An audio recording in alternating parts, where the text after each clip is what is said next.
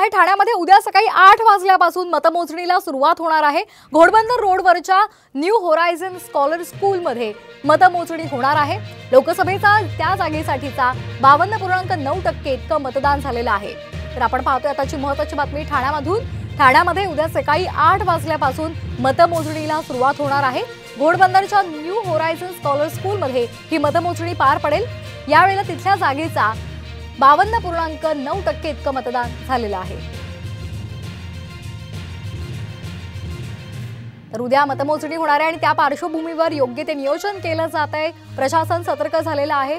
Police बंदोबस्त सुद्धा तैनात ठेवण्यात आलेला आहे आणि उद्या ठाण्यामध्ये सकाळी 8 वाजल्यापासून मतमोजणीला सुरुवात होणार आहे। घोडबंदर रोडवरच्या न्यू होरायझन स्कॉलर स्कूलमध्ये ही मतमोजणी पार पडणार आहे। लोकसभेच्या जागेसाठी 52.9% इतकं मतदान झालेलं आहे आणि आता उद्या इथे मतमोजणी पार पडणार आहे। सकाळी 8 वाजल्यापासून मतमोजणीला सुरुवात होणार आहे।